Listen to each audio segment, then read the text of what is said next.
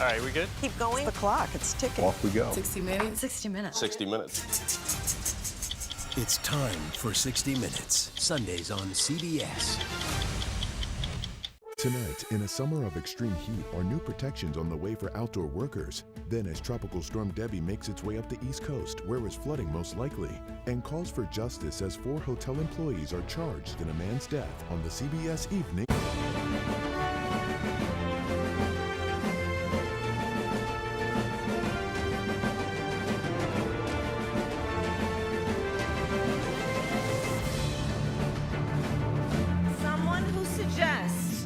We should terminate the Constitution of the United States, should never again have a chance to stand behind the seal of the President of the United States. We ought to say to Kamala Harris, you are fired. Your policies didn't work.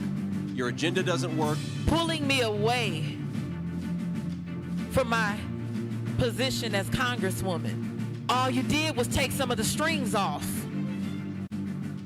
Hello, thanks for being with us. I'm Caitlin Huey-Burns in Washington. Welcome to America Decides. It's day 2 for the new Democratic ticket on the campaign trail as Vice President Kamala Harris and her new running mate, Minnesota Governor Tim Walz, speak to voters in states that could decide the 2024 election. Meanwhile, the Republican nominee for vice president wasn't too far away. Senator J.D. Vance makes his case for the Republican ticket in the same states his rivals are visiting.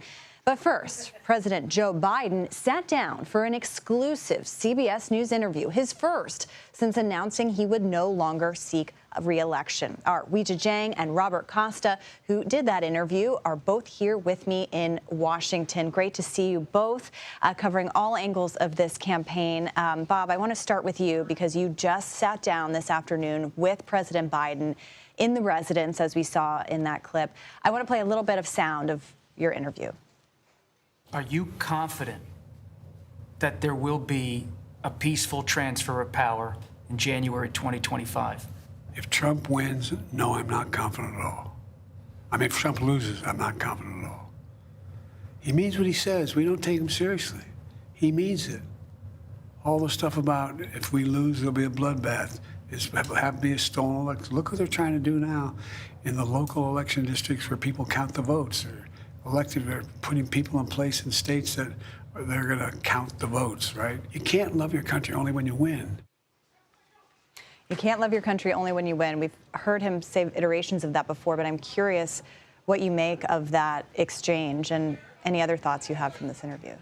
Great to be with both of you. Pretty serious comments from President Biden. We talked about democracy in the course of our conversation today.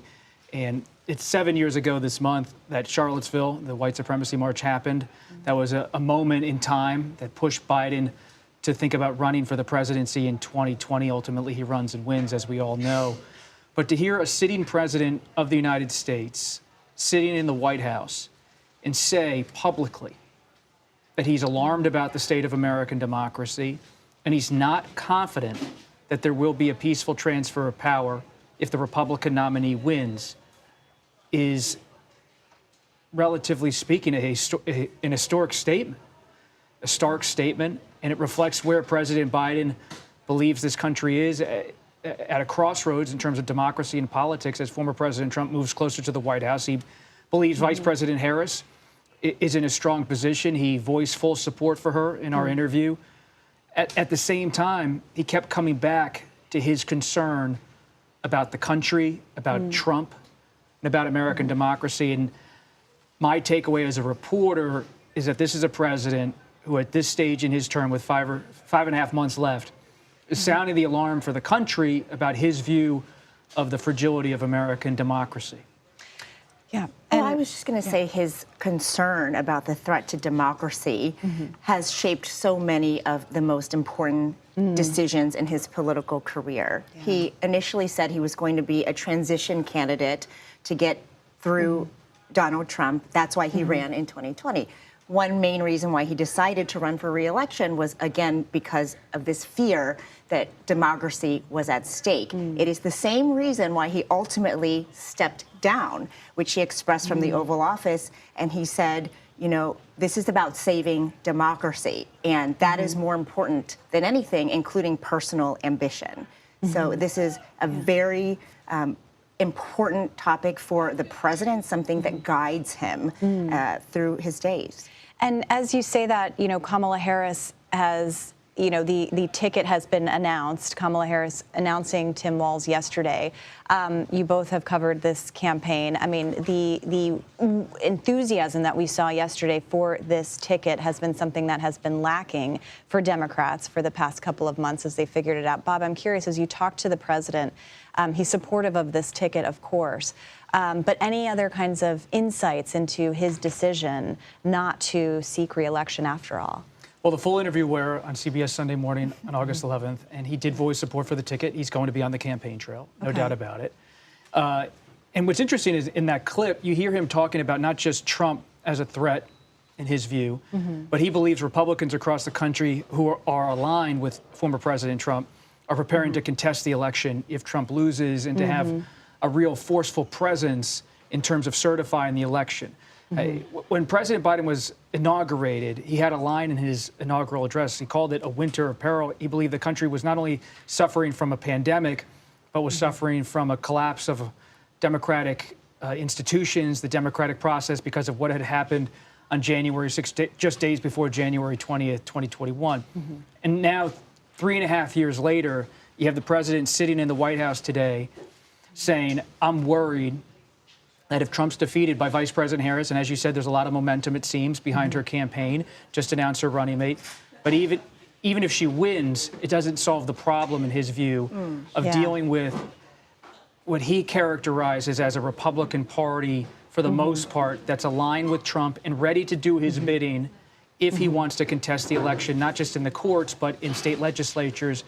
So in a sense, the interview and the conversation was about bracing, in his perspective, for a moment in time that's just on the horizon, should Trump be defeated, where this country's not just going to have a kind of merry walk toward January 2025. And it's a peaceful transfer of power is the core of American democratic, the process.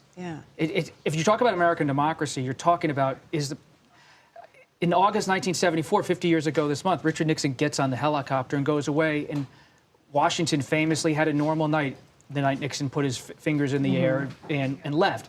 People went to restaurants. They had a normal time. The country moved on because there was a peaceful transfer to Ford. That's an assumption. It's not a guarantee in the view of Biden. Yeah, and we've done a lot of reporting in states like Nevada where there have been efforts underway to kind of influence the people who are going to be actually counting the votes. So he's not far off to suggest that this is kind of an infrastructure type of thing.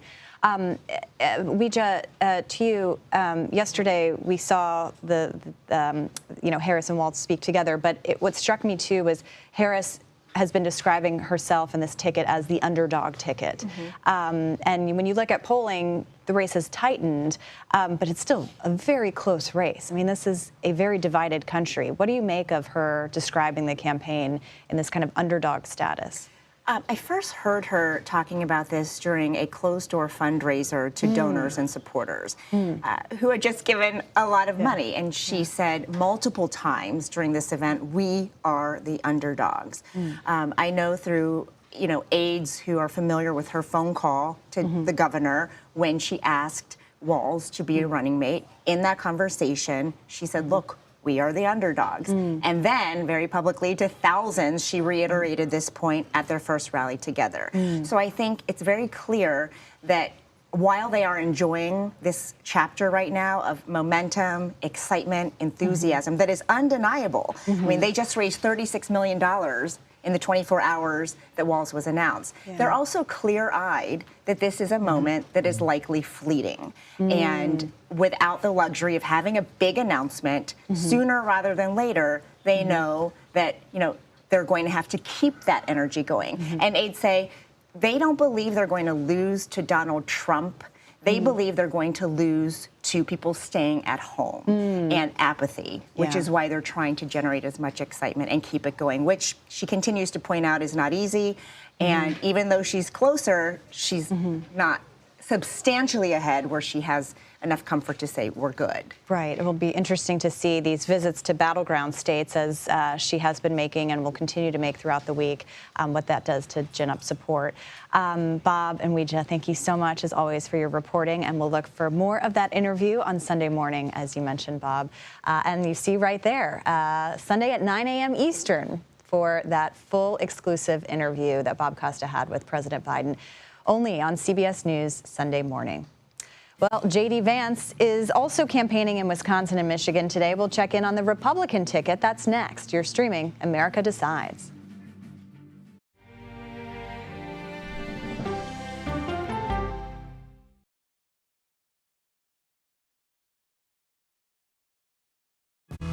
Coming up, our series. Wait a minute. Tom, is that you working the camera? Keep leaning out of your close-up.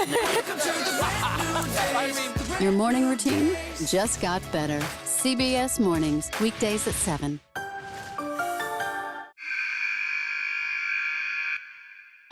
I had progressively fallen deeper into the world of online sports betting. The risk is the rush. What do you think is driving the spike in popularity? I think it's legality. If it's legal, I'm going to use it. There are ways to bet when you are 18. We've created an epidemic of child gambling. You can't walk into a male dormitory in a college campus without sports betting happening. It's America's most neglected problem. I used sports betting as a way to escape, when in reality, I'm choosing self-destruction. Whatever I had left, it was gone. The purpose of the industry is to get you to play to extinction. And that means until all your money is gone. Go to the ends of the earth. Reach for the stars. Yeah, I just took off. That kind of thing. Oh, that's pretty good. Because there's always something new under the sun on CBS Sunday morning. An original documentary from CBS Reports. That Desired Farm is a wonderful place to raise children, and it still is. Promises broken. Black Americans have been the target of racism and discrimination pretty much from the time they acquired ownership in the land.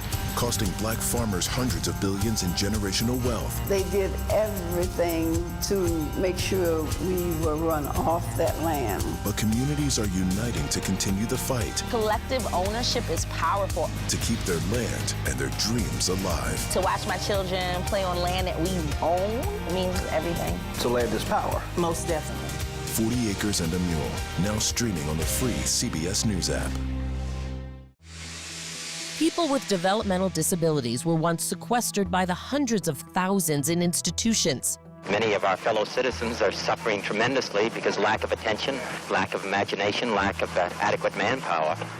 Disability activists have since torn down barriers blocking them from living at home or in the community. We conclude that Title II of the ADA requires states to provide community-based treatment for persons with mental disabilities. But of the 16,000 people who remain in state-operated institutions, half are in 5 states, and Illinois is one of them. I don't want to live in the institution. It makes me feel discriminated against.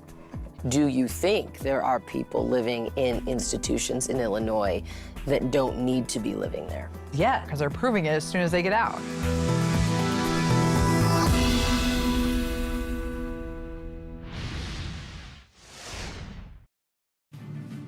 And welcome back to America Decides. Today, Republican vice presidential nominee J.D. Vance also made campaign stops in Michigan and Wisconsin.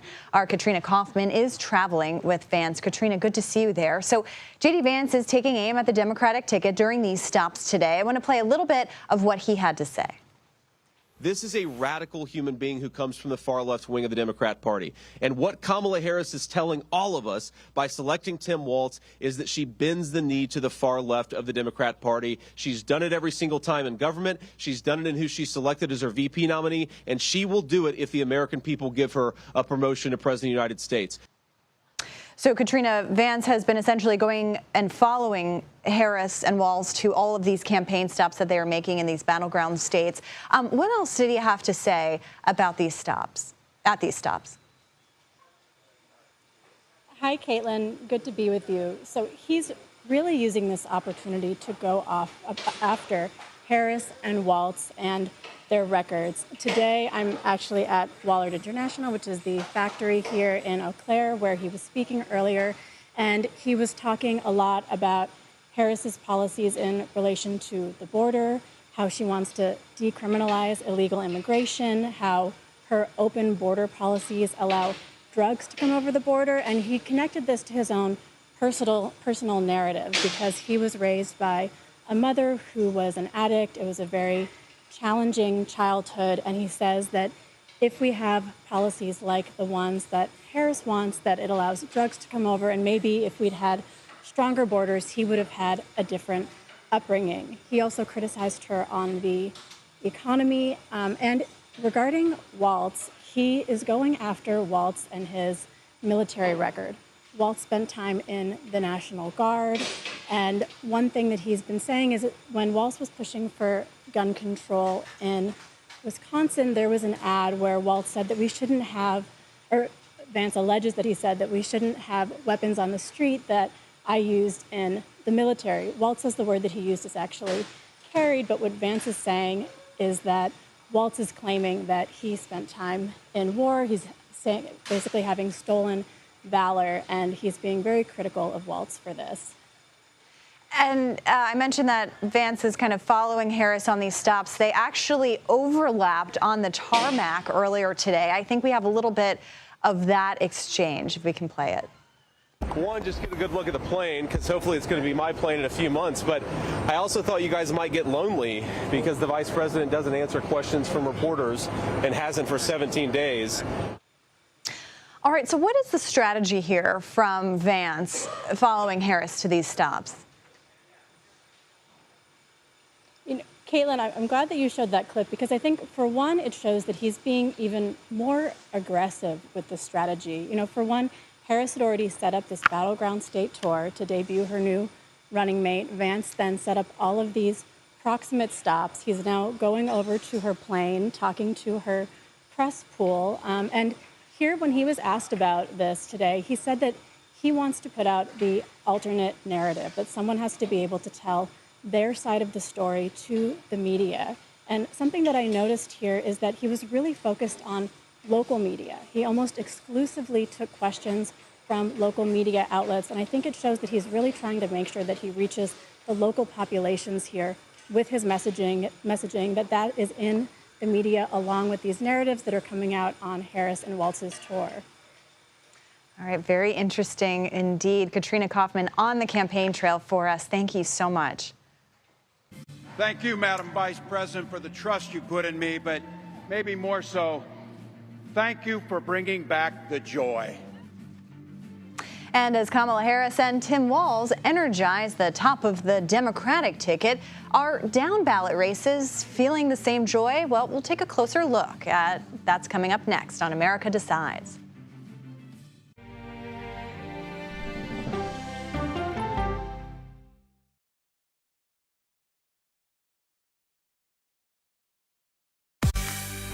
On our places, bright, shiny faces. When you wake up in the morning, we want to be your go-to team. Nate has one of the quickest minds I've ever seen. Tony has a way of making people feel comfortable. Gail has this unbelievable knack to ask the question that you're asking at home. I've been told I could talk to a tree, and that's pretty much true. I don't go to work in the morning. I go for coffee with my two good friends, and we talk about the world. Your morning routine just got better. CBS Mornings, weekdays at 7. It didn't seem like anything could happen, because nothing ever happens in East Palestine, but it did. Authorities released toxic fumes from 5 derailed train cars. Residents, please evacuate. Acute bronchitis due to chemical fumes. Did you ever have these problems before the derailment? No, ma'am. This neighborhood's not safe no more. We can assure the community that there's not vinyl chloride entering their communities. Then why are there so many people feeling these various symptoms of bloody noses or difficulty breathing or bronchitis? That's a hard question to answer. We're talking about one of the most blatant releases of a mixture of some of the most toxic chemicals that we've seen in America. I feel like now I have a duty to warn other communities. If my daughter has to watch me die of cancer, at least it saves someone else.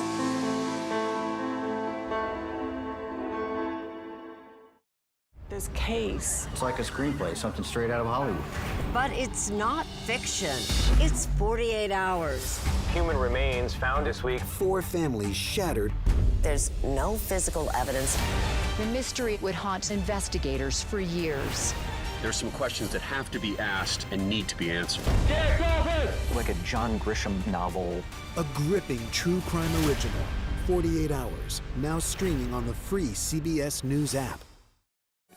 Stories that inform. Or you can be really old at 60, and you can be really young at 85. Inspire. How do we unlock the power within ourselves to be who we want to be? And brighten your day. The best part of fame is making people feel good. Always send the people home happy. Make every day a little more like Sunday morning. Here comes the sun. Stream now on the free CBS News app.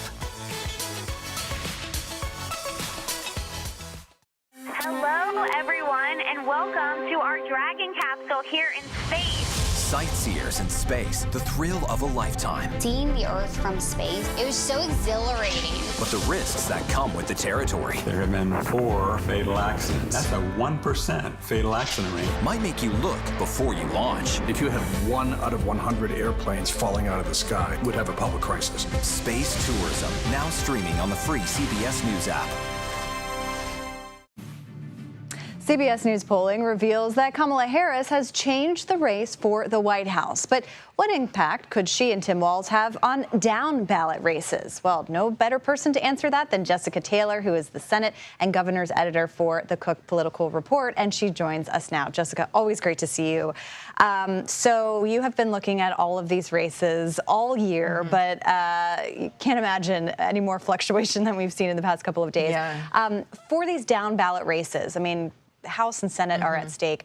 What kind of trends have you been seeing since this new ticket's been announced? You know, what was interesting was even at Joe Biden's lowest after the debate, in the Senate, Democrats were managing to outrun Biden pretty significantly in swing states, in 2 of the most competitive states, Montana and Ohio, which they're going to need to. And, you know, because it's interesting to me because the past 2 election cycles, we've seen almost a complete erasure of ticket splitting. In 2016, every single Senate race went the same way as the presidential race did in the state. And in 2020, only in Maine, Republican Susan Collins managed to win her state even as Joe Biden won it. So I've been really struck by, you know, even at Joe Biden's lowest, that Democrats were still doing okay in most of these polls. And so we haven't seen a ton of data. We're starting to get some in since this switch happened at the top of the ticket.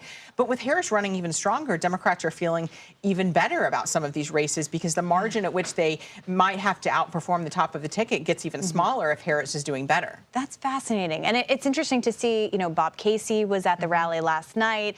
Tammy Baldwin is going to be appearing with the ticket in Wisconsin at these stops. I'm curious, too, with the selection of Tim Walz as the vice presidential pick.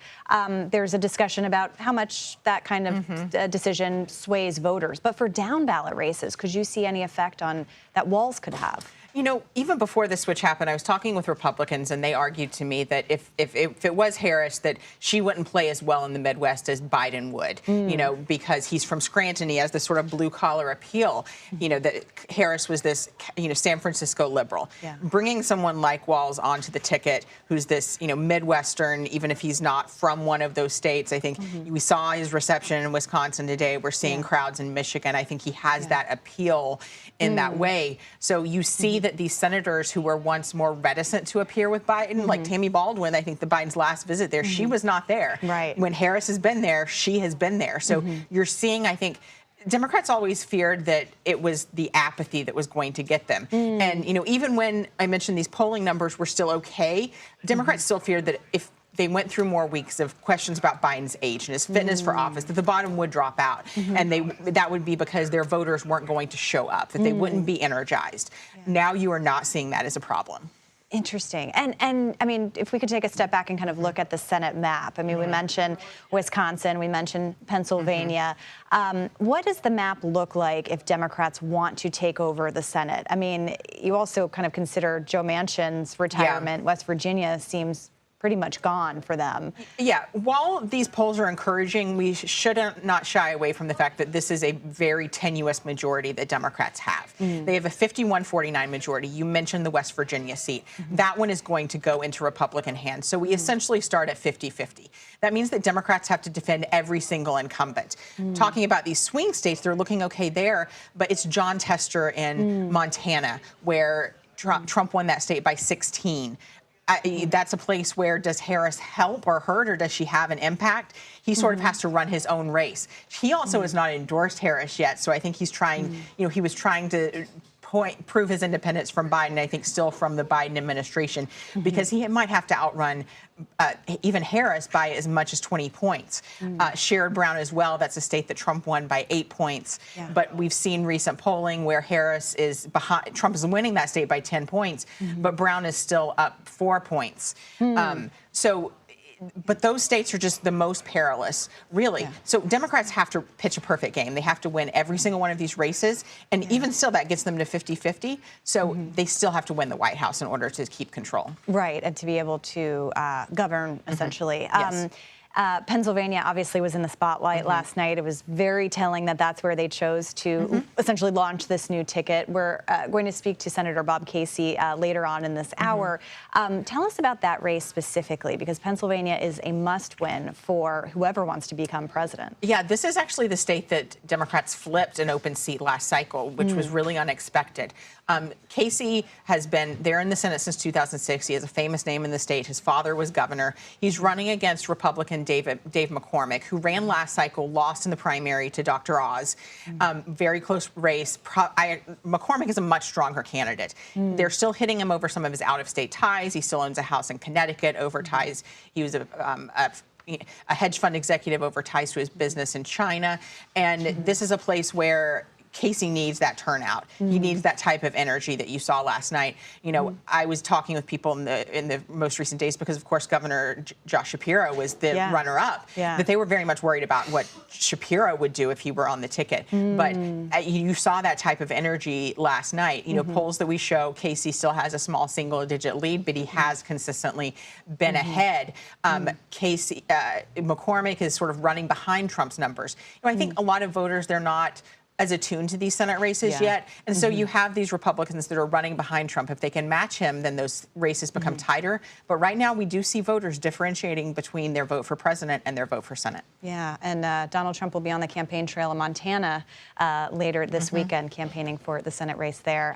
Always good to see you and too, break these Caitlin. races down. I know a lot could change between now and then, so we will keep talking to you. Jessica Taylor, thank you so much. And coming up, from online beauty influencer to campaign surrogate, how your social media feed became the newest election battleground. Plus, longtime Pennsylvania Senator, as we mentioned, Bob Casey, took to the stage with Kamala Harris and Tim Walz last night. But how will the new Democratic ticket impact his re-election bid? We'll ask him next. You're streaming America Decides.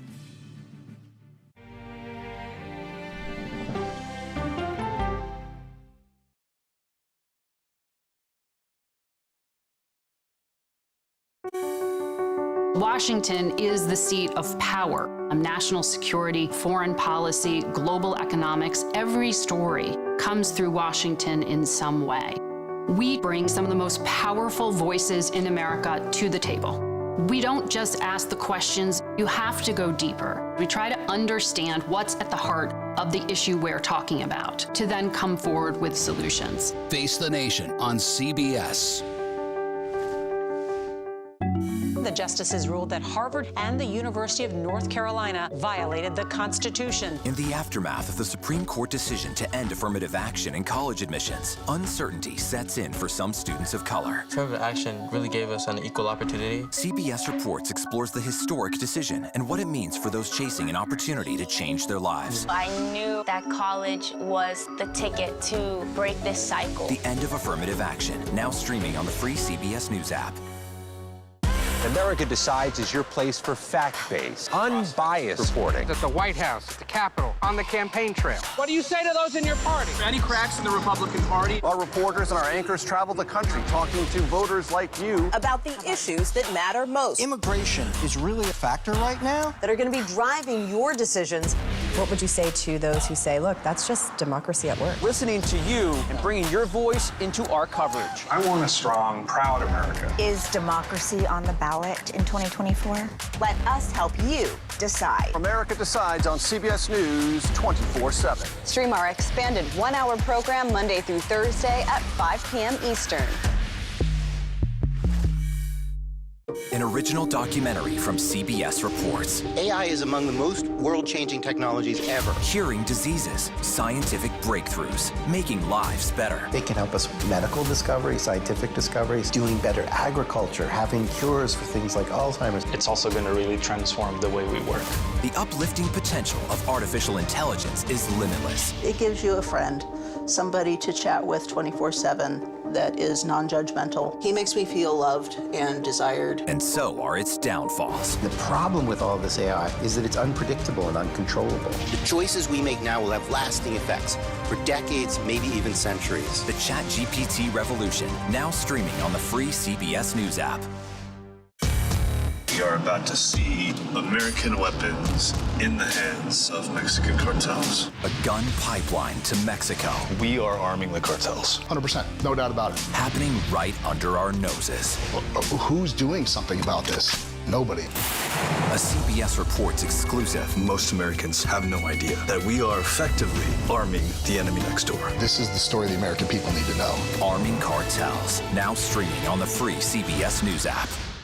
President Harris, over and over again, has proven that she's ready to serve as our president and our commander-in-chief on day one. And that was Pennsylvania Senator Bob Casey praising Vice President Kamala Harris as she and Tim Walz kicked off their tour of battleground states in Philadelphia. And Senator Casey joins me now from Pittsburgh to talk more about the presidential race and his own re-election bid. Senator, thank you so much for being here. We really appreciate your time. So, as I mentioned, you are in one of the most competitive Senate races in the country right now, one of those who could determine the balance of power in the upper chamber. How does this new ticket change the dynamics of your race? Well, Caitlin, as you saw yesterday, just great energy in that room. I've rarely, if ever, been at a rally for a national ticket that had that much energy. It kind of reminded me of 2008. But it also gave a candidate like me a chance to lay out the differences between my opponent and me. You know, Dave McCormick and I don't agree on almost anything. And when it comes to basic rights, whether it's women's rights, workers' rights, voting rights, he's on one side, I'm on the other. I want to protect all three. He's been for the abortion bans and the won't support the voting rights legislation and won't support workers' rights by way of legislation. So we were able to lay out those differences, especially when it comes to economic issues. And I know you were supporting your governor, Josh Shapiro, for the vice presidency, but I'm curious if there's anything that you believe Walz brings to the ticket that Shapiro may not have. Well, I don't want to compare one to the other. I think either would have been very strong choices. But I think what a lot of voters saw last night, Governor Walz demonstrated that he has a connection to real people's lives. He's been a strong fighter for the middle class. And so I don't think we could go wrong. We had a lot of good choices, but Vice President Harris made that determination. And I know that Governor Walz will be going all across the state. And you saw Governor Shapiro coming out ahead of them and giving them a great lift and a great endorsement. And so he will be working for this whole ticket as aggressively and as in such a determined fashion as anyone. So we're going to have a very strong, unified ticket, and it's going to be a very close presidential race in Pennsylvania and a very close Senate race. But I think we'll win both of them, but they'll be very close. And how much do you think your fate is tied to the top of the ticket here? Well, look, I think voters have a lot of information about both races and all the candidates. and they'll make individual determinations. But I don't think there's any question, though, that a lot of voters have a strong sense of what is at stake. I just mentioned that my opponent is on the wrong side of workers' rights, women's rights, and voting rights. And I think that's true on a whole range of issues in many different races across the state and across the country. It's never been a clearer choice. Look, my opponent, just like the national Republican ticket, is committed to the billionaire and corporate tax giveaways that they rammed through the Senate in 2017. That'd blow a hole, a $4.5 trillion hole in the debt and deficit of this country. I don't think many voters want that. I think voters want a tax cut for the middle class, want to lift up the middle class and support vulnerable Americans like seniors and our children. So I think that the contrast is going to be clear. What I have to do as a candidate is make sure they know those contrasts and make sure that I get as many people to go to bobcasey.com. And you mentioned your opponent, McCormick. He's been running political ads against you for endorsing, quote, the most liberal nominee ever. I'm curious what your response to that is, particularly after Harris selected someone who is widely considered one of the more progressive governors in the country. I think Dave McCormick should look at the ticket he's running on. They've got some real problems there. They've got a candidate at the top with a lot of problems, and this vice presidential choice has been, I think, a net negative. So I think that when voters take a look at both sides, they're going to see big differences. But I'll tell you, one of the biggest problems Dave McCormick has right now is people in our state are concerned about those middle-class issues, economic issues, but they're also concerned about fentanyl coming into our country, and they want us to do something about it. I voted for the strongest border security bill in American history. My opponent's against it. And now we find out that when he was a hedge fund executive, he invested in the largest producer of fentanyl in China. So I think one of the reasons he's going to be talking about the national ticket is because he's got a lot of questions that have to be answered by him as to why he would invest millions of dollars in the largest producer of fentanyl in China. And our CBS News polling estimate shows that Harris and Trump are tied in your state. We know Pennsylvania is going to be close. It's been close in the last two elections. What is kind of what's at stake here in terms of Pennsylvania determining this election? Is it a must-win state for Harris? I think it's a must-win state for Kamala Harris and Tim Walz. It's also a must-win state for me because we can't maintain our Senate majority without winning both races. But as I said, I think both will be very close. The last presidential was a whopping 1.2% for Joe Biden, and so we expect a very close race for both. But I think people know what's at stake. I think it's easily the most important presidential election of any of our lifetimes. All right, well, we will be staying tuned as we always do, and I'm sure I will be spending a lot of time reporting in Pennsylvania over the coming days, so we will see you out on the campaign trail. Senator Bob Casey, thank you very much for your time. We appreciate it. Caitlin, thank you. And in simpler times, campaigns enlisted door knockers and phone bankers to bring in votes. But this cycle, social media influencers are being deployed to win voters all across the internet. Our Jolene Kent reveals their sophisticated and expensive tactics. Look at the volume in this hair. 23-year-old Awasane made a name for herself dispensing beauty tips on TikTok. I just peed in the White House. So when she posted this video of her White House bathroom break, her 500,000 followers took notice. I was just shocked. I was like, did you guys see that marble? Sane, who met us in Houston, was one of a few dozen influencers invited to the White House to watch the State of the Union and meet President Biden. He said to us, the collective presence in this room has more viewership on Gen Z than all of traditional media combined. So here's my birth control vlog. It was this viral video she posted after the fall of Roe v. Wade over the United States in my uterus that initially caught the attention of a Democratic super PAC. On the right, Turning Point USA has mobilized influencers for years, raising nearly $200 million since 2020. You realize they're coming for you guys next. Now, Democratic organizations are flooding the creator community with cash and providing behind-the-scenes access. Come with me to meet the President of the United States. We just have to be working with them, and if we're not, we're missing a huge way that voters are getting information about the world. Rob Flaherty runs digital strategy, previously in the Biden White House and now for the Harris campaign. You think you just fell out of a coconut tree? He called the highly memeable Harris a massive asset as the campaign reaches out to thousands of influencers. What kind of coaching do you give influencers acting on behalf of the Harris campaign? Talking points, resources, base language. While Flaherty says the Harris campaign does not pay influencers directly, CBS News found a constellation of other Democratic political organizations that do. In May, Future Forward, the super PAC supporting Harris, hosted panels like Gaming the Algorithm and how advocacy can benefit your business. In the first 100 days of a Republican presidency under Trump, Project 2025 talks about sacking thousands of civil servants. Last month, Sunay says she was hired by Protect Our Care, a progressive advocacy group that relies on anonymous donors. She made a video warning about Trump's second-term agenda.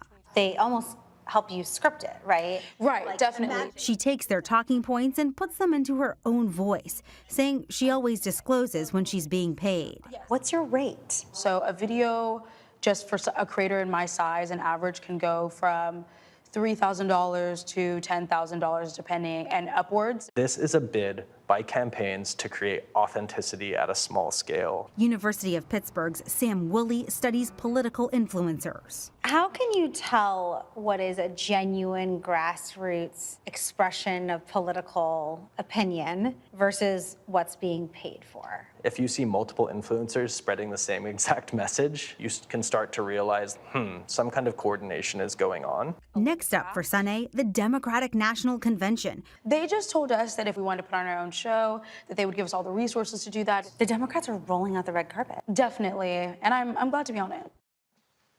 Jolene Kent, thank you. And the state of Utah has ordered 13 books to be removed from every public school classroom and library. The books include titles by Margaret Atwood, the author of The Handmaid's Tale, and by Judy Blume, author of books like Are You There, God? It's Me, Margaret. The books are on a list that are prohibited under a new law requiring all of Utah's public school districts to remove books if they are banned in either 3 school districts or 2 school districts plus 5 charter schools. 12 of these 13 books were written by female authors. So I think they have given us a ticket here that represents the far left of the Democratic Party. And Republicans are looking to brand Harris-Walz as extreme as Democrats rally around Harris's pick. Analysis from our political panel. That's straight ahead. You're streaming America Decides.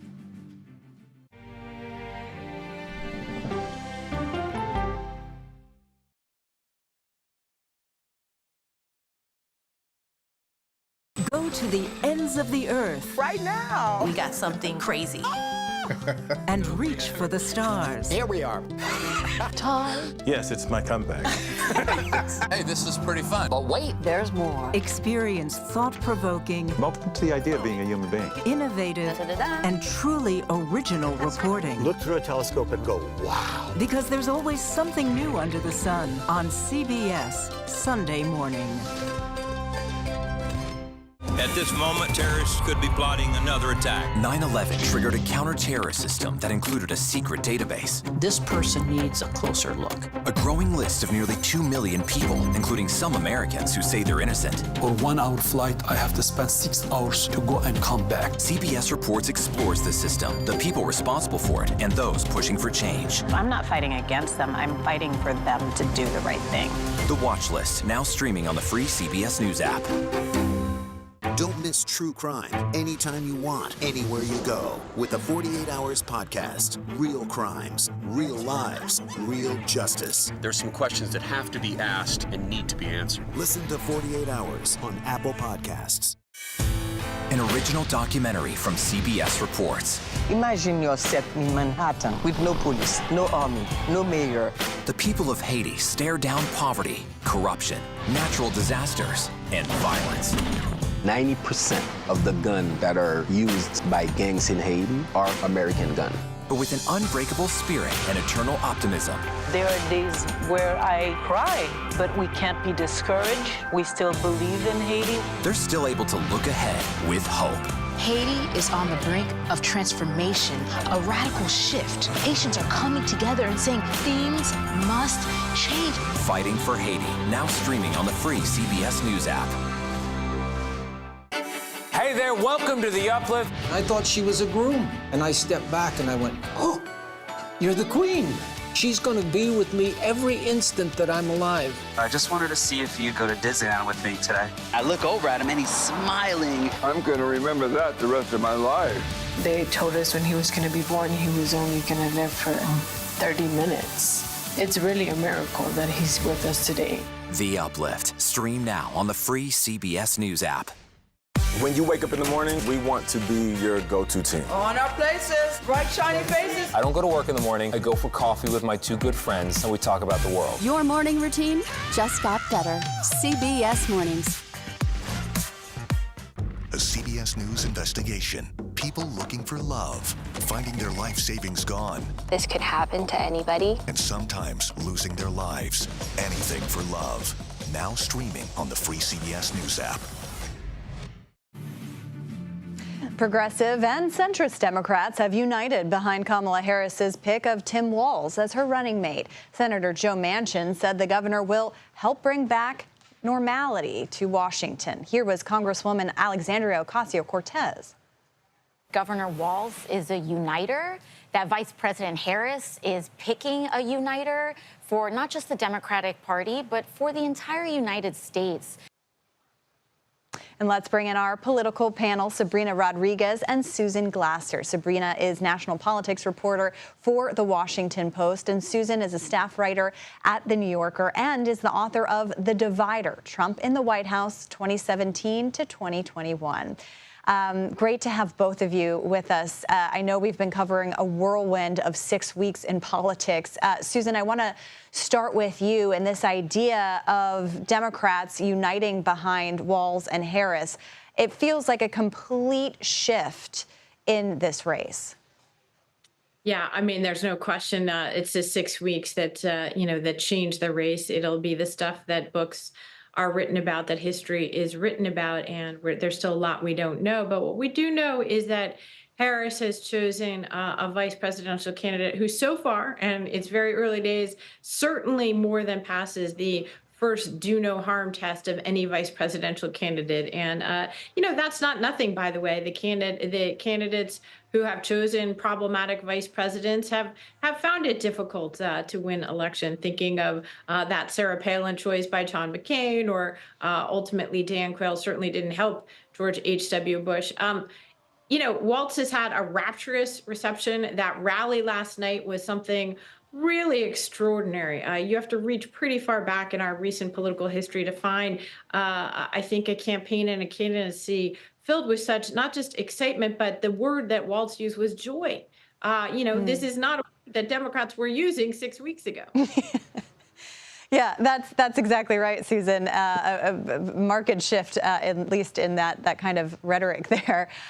Sabrina, to you, I believe you're in Wisconsin covering Kamala Harris's latest stop. The Republicans have been focusing on Walz's time as governor, but particularly in Minneapolis in 2020 in the wake of the murder of George Floyd. Tell us a little bit about that criticism. I mean, what we've seen so far is them kind of sharpening their attacks on his handling of that unprecedented civil unrest that we saw in 2020. It's something, though, that is very clear that Tim Walz knew would be a line of attack. With the first rally last night in Philadelphia and the one today in Eau Claire, he specifically has a line in his remarks where he talks about making no mistake that violent crime was up under Trump's presidency.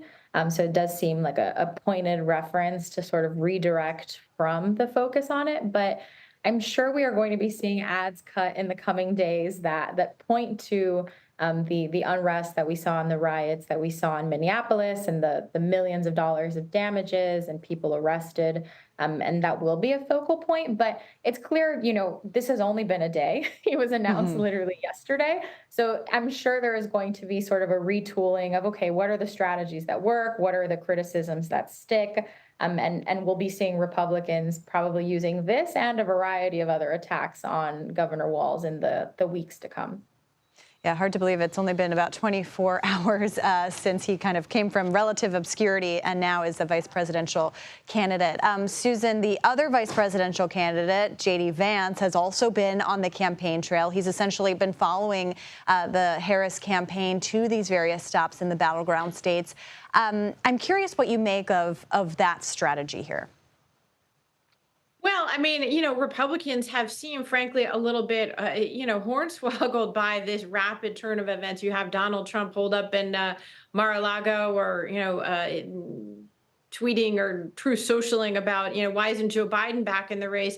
I think that speaks to the extent to which they're having to rethink their campaign strategy and does it still work against Vice President Harris? And so to send J.D. Vance out, he's looking to get in her media slipstream to a certain extent, to follow her around, to get some of the earned media that otherwise the Trump campaign isn't getting right now, to insert himself into the largely favorable coverage that she's gotten over the last few weeks. And so, I think that's a time-honored strategy. The problem is that Vance is not the perfect messenger because the other story of the last few weeks is besides Harris's own fairly successful rollout as the Democratic candidate has been Vance's really botched introduction to the American people as a national candidate. And so by putting himself back in the center of attention is not necessarily calling attention away from Harris in the way that Republicans might like to have it. I listened to a little of his press conference in Wisconsin earlier today. Reporters are shouting questions at him like,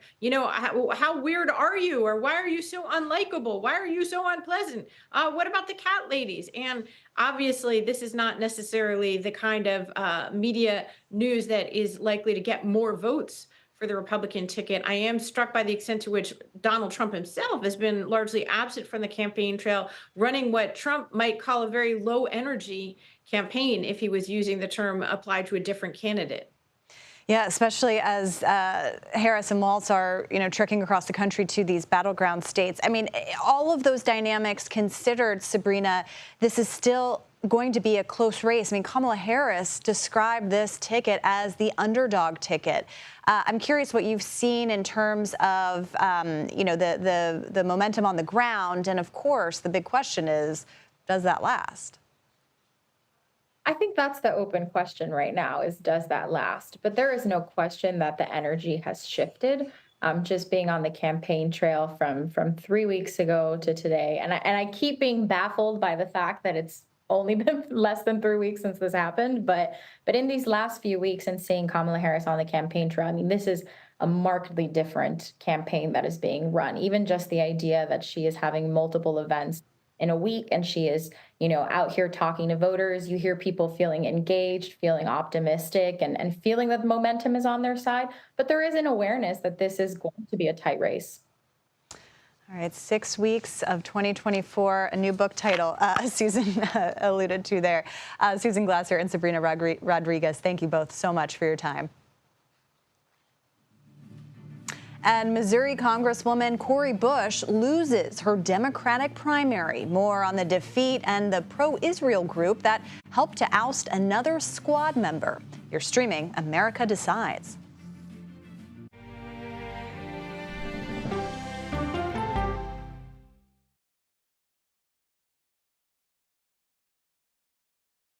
Okay, so let's just start at the beginning. Well, let me start with this. What is at stake here? What is the answer then? Do you know why? You want me to just keep going? Is that a good thing or a bad thing? Were there death threats? How is this possible? What's wrong with that argument? Are you saying they lied? Have you told the government that? Why won't you say the word crisis? You're not answering my question. This really Is that scary? Does that make sense? What do you mean? What does that mean? Did any of that make sense? What's your response? What happened? Why?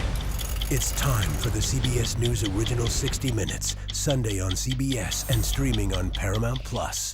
There is no more room in our city. New York City is receiving record numbers of migrants. Today, we're going to have more than 500 adults and children come through that door. Tensions rise as shelters reach max capacity. We don't have to take care of them. CBS Reports goes inside a crisis cities and families are facing as they fight to survive. The United States still has that glimmer of hope for people to come here. Fighting for a future. Now streaming on the free CBS News app.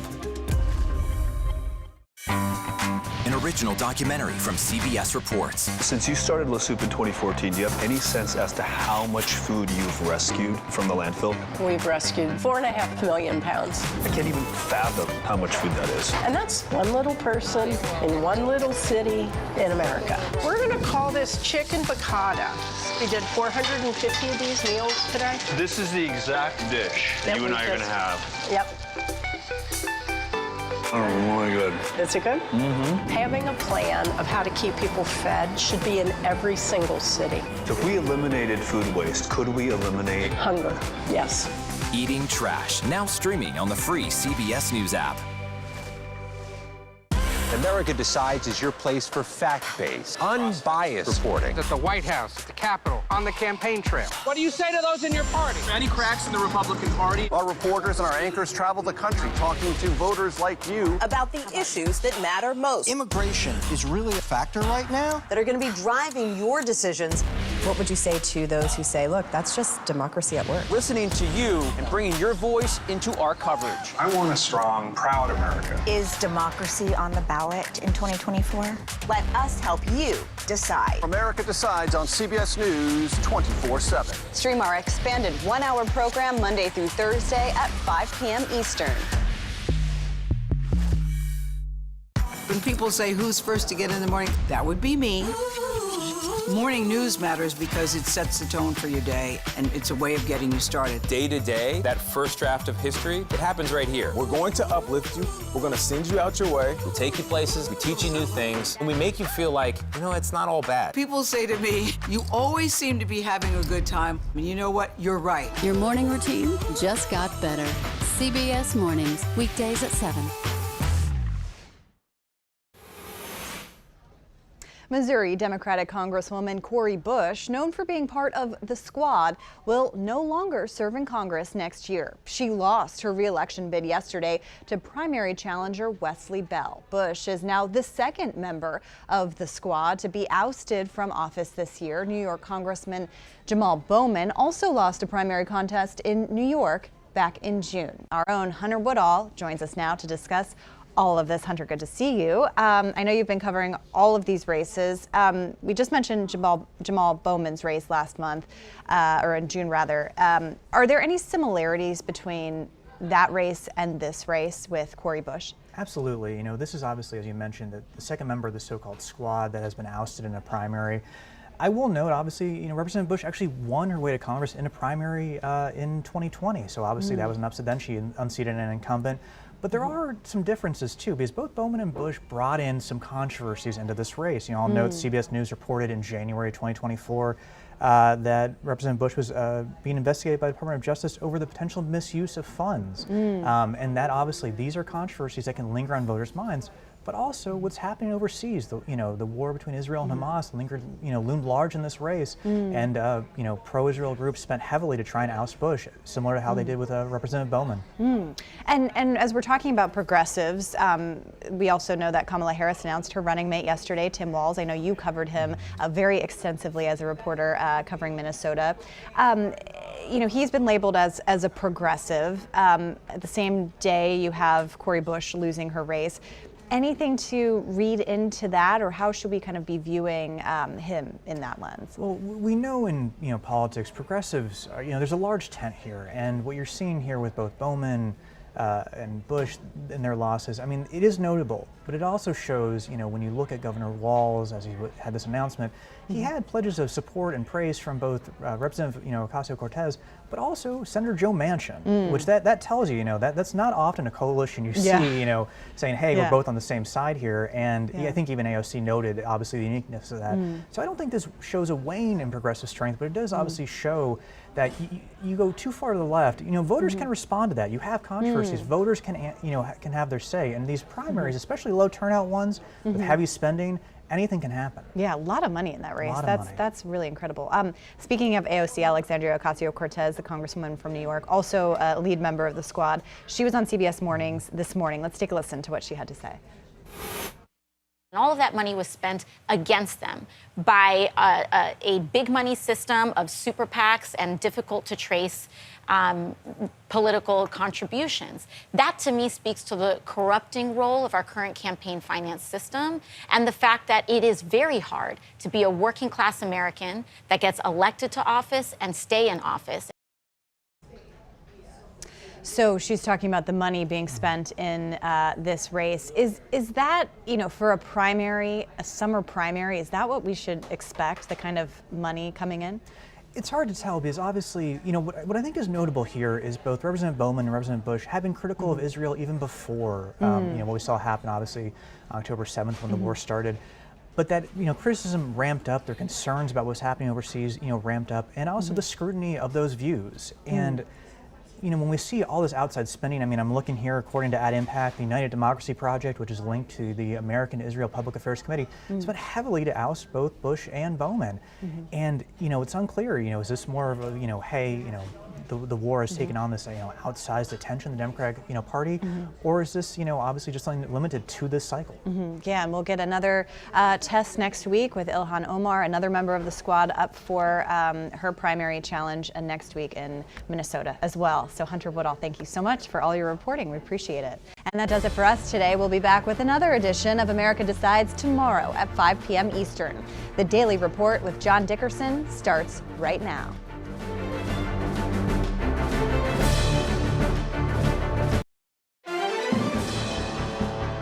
Welcome to the Daily Report for Wednesday, August 7th, 2024. I'm Lindsay Reiser in for John Dickerson. Tonight, I Rally, You Rally. The two tickets running for the highest office hold competing events in Wisconsin and Michigan.